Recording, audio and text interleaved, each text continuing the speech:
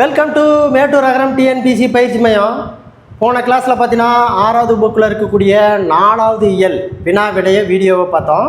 அது பார்த்தீங்கன்னா question bank ஓகேங்களா. இப்போ பார்த்தீங்கன்னா 5வது ஓகேங்களா, அதாவது பார்த்தீங்கன்னா இயல் 5ல் இருக்கக்கூடிய வினா விடை கொஸ்டின் பேங்கை நம்ம வீடியோவை பார்க்க போகிறோம்.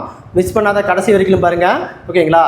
முக்கியமான ஓகேங்களா, இதில் நிறையா கேள்விகள் வர வேண்டிய கொஷினாக உள்ளது. மிஸ் பண்ணாத கடைசி வரைக்கும் வீடியோ பார்க்கலாம். வாங்க வீடியோவுக்கு போகலாம். பாருங்கள், இயல் 5 பாடறிந்து ஓதல். பாடம் 1 ஆசாரக்கோவை. பாடம் 1 ஆசாரக்கோவை 1.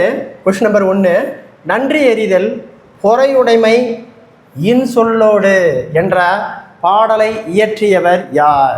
பெருவாயில் முல்லையார். பெருவாயின் முல்லையார். கொஷின் நம்பர் 2, ஒப்புரவு என்ற சொல்லின் பொருள் என்ன? ஓகேங்களா, பிறருக்கு உதவி செய்தல். அடுத்து பாருங்கள், கொஸ்டின் நம்பர் 3, ஆசாரக்கோவையில் கூறும் நல்லொழுக்கங்கள் எத்தனை? ஆசாரக்கோவையில் கூறும் நல்லொழுக்கங்கள் 8. ஆன்சர் 8. 4, ஆசாரக்கோவையில் கூறும் 8 நல்லொழுக்கங்களில் சேராதது எது?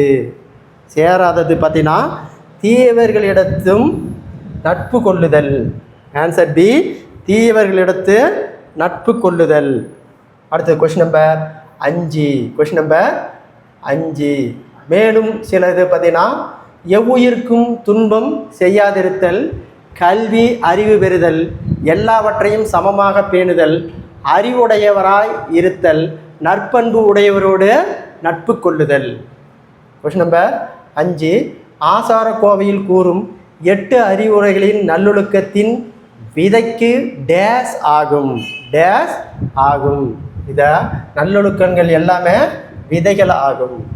ஆசாரக்கோவையின் ஆசிரியர் யார்? பெருவாயின் முள்ளியார். 7, பெருவாயின் முள்ளியார் பிறந்த ஊர்? கயத்தூர். Answer C, Kayathur. ஆசாரக்கோவை என்பதன் பொருள் என்ன? ஓகேங்களா, நல்ல ஒழுக்கங்களின் தொகுப்பு. நல்ல ஒழுக்கங்களின் தொகுப்பு. ஆசாரக்கோவை 11 கீழ்கணக்கு நூல்களில் ஒன்று. ஆன்சர் ஏ, 11 கீழ்கணக்கு நூல்களில் ஒன்று ஆசாரக்கோவை. 11 கீழ்கணக்கு நூல்களில் சேராதது. சேராதது ஓகேங்களா, 11 கீழ்கணக்கு நூல்களில் சேராதது நெடுநல் வாடை. துணை கேள்வி, 11 கீழ்கணக்கு நூல்களில் அறநூல்கள் எத்தனை அப்படின்னு கேட்டாங்கன்னா 11. 11 கீழ்கணக்கு நூல்களில் அறநூல்கள் அல்லது நீதி நூல்கள் மொத்தம் எத்தனை கேட்டாங்கன்னா 11. அது பாருங்கள், நாலடியா, நான்மணிக்கடிகை, இன்னா 40, இனியவை 40, திருக்குறள், திரிகடிகம், ஆசாரக்கோவை, பழமொழி 400, சிறுபஞ்சமூலம், முதுமொழிக்காஞ்சி, ஏலாதி. இது எல்லாமே நீதி நூல்கள். இது எல்லாமே நீதி நூல்கள். அடுத்து பாருங்க, 11 கீழ்கணக்கு நூல்களில் அகநூல்கள் எத்தனை அப்படின்னு கேட்டாங்கன்னா 6. 11 கீழ்கணக்கு நூல்களில் அகநூல்கள் எத்தனைன்னு கேட்டாங்கன்னா 6. Car 40, Ainthinai 50, Ainthinai 70, Thinaimozhi 50, திணைமாலை 150 and Kainilai. 11 கீழ்கணக்கு நூல்கள் புறநூல்கள் எத்தனை? 1. அது எதுன்னு கேட்டாங்கன்னா களவழி 40. களவழி 40. 11வது கொஸ்டின், ஆசாரக்கோவை எத்தனை பாடல்களை கொண்டது? 100 வெண்பா பாடல்களை கொண்டது. அடுத்து பார்த்தீங்கன்னா புத்தக பின்பக்க வினாக்கள். பிறரிடம் நான் டேஸ் பேசுவேன், இன்சொல் பேசுவேன். பிறர் நமக்கு செய்யும் தீங்கை பொறுத்து கொள்வது டேஸ் ஆகும். பொறை. ஆன்சர் டி, பொறை. அறிவு கூட்டல் உடைமை என்பதனை சேர்த்து எழுத கிடைக்கும் சொல் அறிவுடைமை. ஆன்சர் ஏ, அறிவுடைமை. அடுத்த கொஸ்டின் நம்பர் 15, இவை கூட்டல் 8 எத்தனை என்பதனை சேர்த்து எழுத கிடைப்பது? இவை கூட்டல் 8 என்பதனை சேர்த்து எழுத கிடைக்கும் சொல் ஓகேங்களா, இவை 8. ஆன்சர் டி, இவை 8. நன்றி அறிதல் என்னும் சொல்லை பிரித்து எழுத கிடைப்பது நன்றி கூட்டல் அறிதல். பொறையுடைமை. பொறையுடைமை என்னும் சொல்லை பிரித்து எழுத கிடைப்பது ஓகேங்களா, பொறை கூட்டல் உடைமை. Answer D. பாடம் 2 கண்மணியே கண்ணுரங்கு. பாடம் 2 கண்மணியே கண்ணுரங்கு. பண் பொருள் தருக. பண் என்றால் இசை. பார் பொருள் தருக. பார் என்றால் உலகம். பார் என்றால் உலகம். அடுத்து 20வது கொஸ்டின். முத்தேன் என்னும் சொல் தொகைகளில் அடங்காதது எது? முத்தேன் என்னும் சொல் தொகை சொல்லில் அடங்காதது எதுன்னு கேட்குறாங்க. ஓகேங்களா? மலைத்தேன் மட்டும்தான் அடங்காது. மீதி எல்லாமே கொம்பு தேன், பொந்து தேன், கொசுத்தேன், இது 3மே முத்தேன். அதில் அடங்காதது மலைத்தேன். முத்தேன் எந்நாட்டோடு தொடர்புடையது? சேர நாட்டோடு தொடர்புடையது.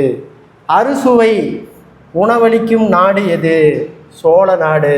அறுசுவை உணவளிக்கும் நாடு எதுன்னு கேட்டாங்கன்னா சோழ நாடு. குளம் வெட்டி அணை கட்டி குடிமக்களின் பசியை போக்கும் நாடு. குடிமக்களின் பசியை போக்கும் நாடு பாண்டிய நாடு. Answer D. பாண்டிய நாடு. அடுத்து பாருங்க கொஸ்டின் நம்பர் 24. தாலாட்டு டேஸ் இலக்கியத்தில் ஒன்று.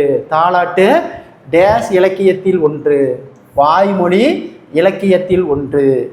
தாள் என்பதன் பொருள் கேட்கலா நாக்கு. தாள் என்பதன் பொருள் நாக்கு. அடுத்து புத்தக பின்பக்க வினாக்கள். பாட்டிசைத்து பாட்டு அசைத்து என்னும் சொல்லை பிரித்து எழுதுக. பிரித்து எழுதுக. பாட்டு கூட்டல் இசைத்து. 27 கண்ணுரங்க என்னும் சொல்லை பிரித்து கிடைக்கும் சொல்லு. பிரித்து எழுத கிடைப்பது. பிரித்து எழுத கிடைப்பது கண் கூட்டல் உறங்க. கண் கூட்டல் உறங்கு. அடுத்தது 28வது கொஸ்டின். வாழை கூட்டல் இலை. வாழை கூட்டல் இலை என்பதை சேர்த்து எழுத கிடைக்கும் சொல் வாழை இலை. Answer A. வாழை இலை. கை கூட்டல் அமர்த்தி என்பதனை சேர்த்து எழுத கிடைக்கும் சொல் ஓகேங்களா கை அமர்த்தி. Answer C. கை அமர்த்தி.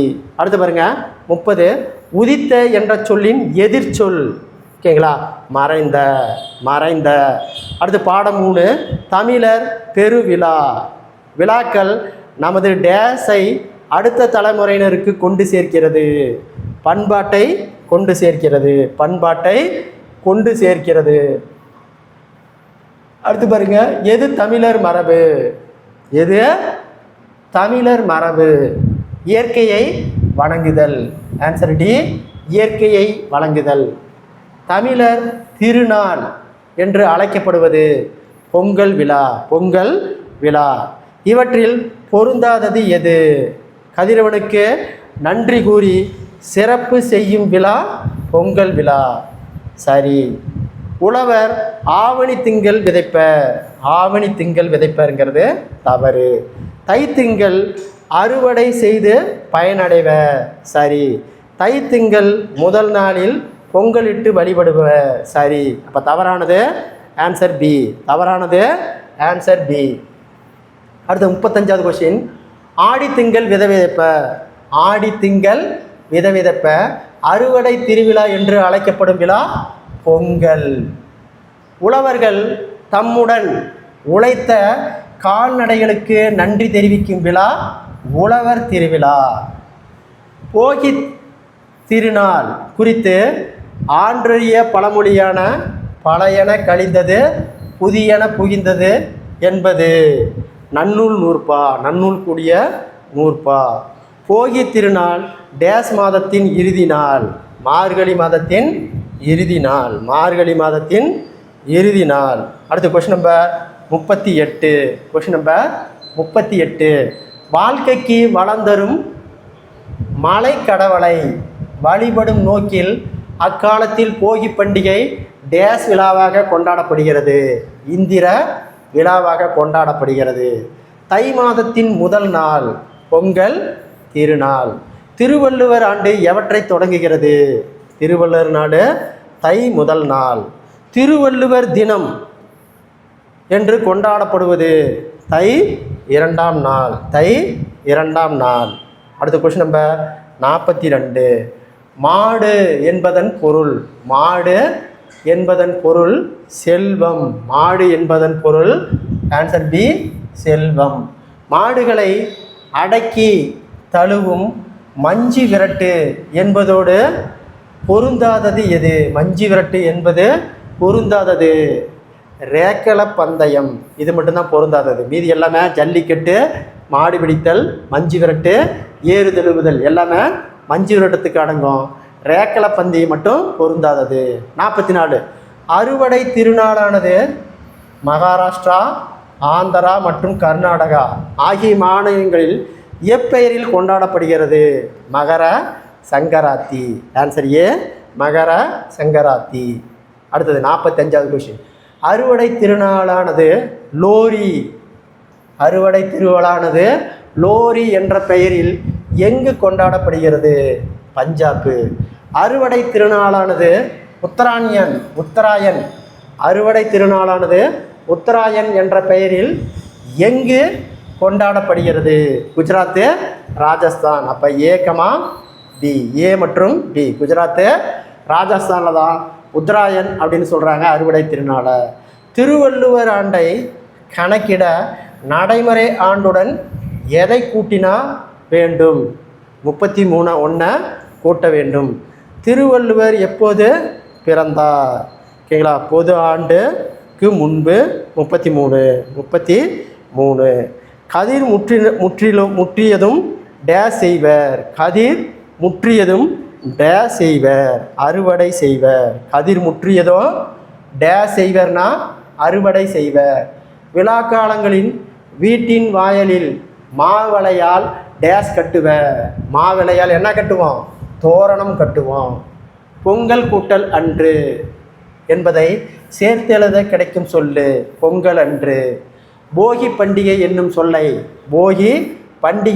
சொல்லை பிரித்து எழுத கிடைப்பது போகி கூட்டல் பண்டிகை. பழையன கழிதலும் புதிதென புகுதலும். ஆன்சர் ஏ, புதிதென புகுதலும். பச்சை பசேல் என்ற வயலை காண இன்பம் தரும். பட்டுப்போன மரத்தின் காண டேஸ் தரும், துன்பம் தரும். ஆன்சர் சி, துன்பம் தரும். அடுத்து பாருங்கள், பாடம் 4. ஓகேங்களா? மனம் கவரும் மாமல்லபுரம். அடுத்த பாடம் 4, மனம் கவரும் மாமல்லபுரம். ஒரு நாட்டின் பண்பட்ட நாகரிகத்தை உலகத்திற்கு உணர்த்துபவை எவை? ஓகேங்களா? கலை, இலக்கியங்கள். மற்போரில் சிறந்து விளங்கியதால் மாமல்லன் என்னும் பெயர் கொண்ட பல்லவ அரசன் நரசிம்மவர்மன். அடுத்த கொஸ்டின் நம்பர் 57. ஒரு பாறையில் செய்யப்பட்ட கோவில் தேர் போன்ற வடிவில் இருப்பதால் இதனை டேஸ் என்ப. ரத கோவில். 5 ரதங்கள் உள்ளதால் அந்த இடத்திற்கு டேஸ் என்ப. பஞ்சபாண்ட ரதம். 5 ரதம் இருக்கிறது தான் பஞ்சபாண்ட ரதம்.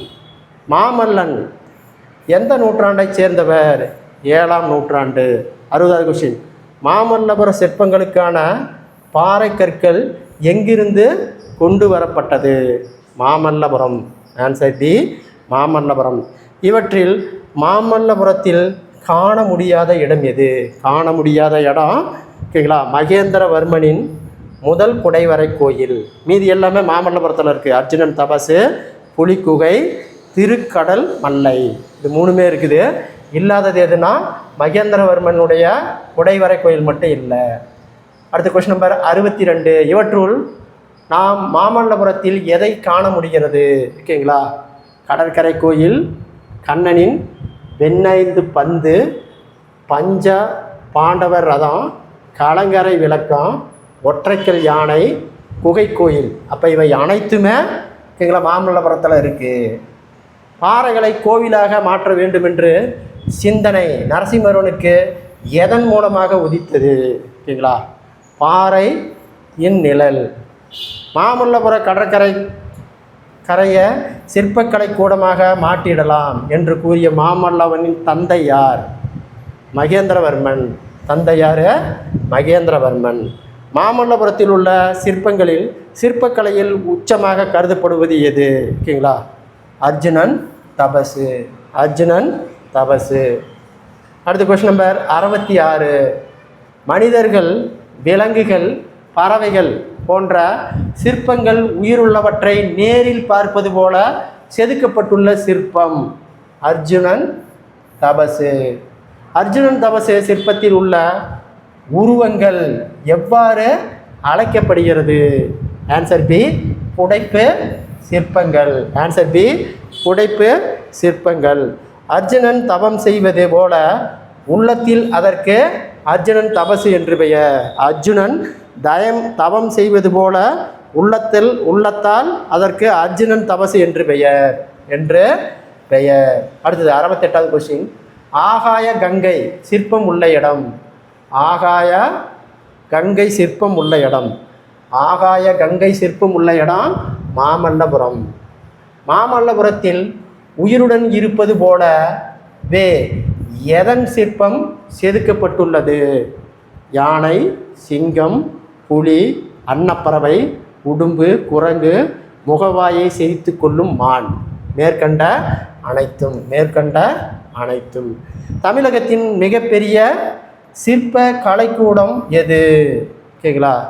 மிகப்பெரிய சிற்ப கலைக்கூடம் மாமல்லபுரம். சிற்பக்கலை வடிவமைப்புகள் எத்தனை வகைப்படும்? சிற்பக்கலை வடிவமைப்பு எத்தனை வகைப்படும்னா 4 வகைப்படும். சிற்பக்கலை வடிவங்களில் 4 வகையிலும் காணப்படும் இடம் எது? 4 வகைகளும் காணப்படும் இடம் மாமல்லபுரம்.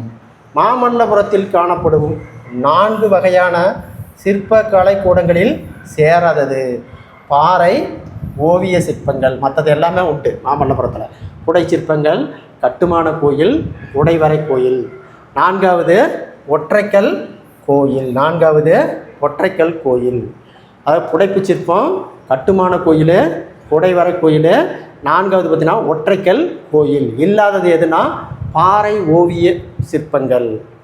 அடுத்த பாடம் பாருங்கள், 5. பாடம் 5. ஓகேங்களா? மயங்கொலிகள். பாடம் 5 மயங்கொலிகள்.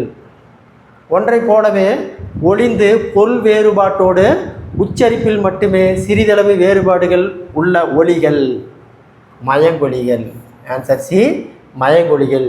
இதில் எவை மயங்கொலி எழுத்துக்கள் இல்லை? மயங்கொலி எழுத்துக்கள் இல்லை.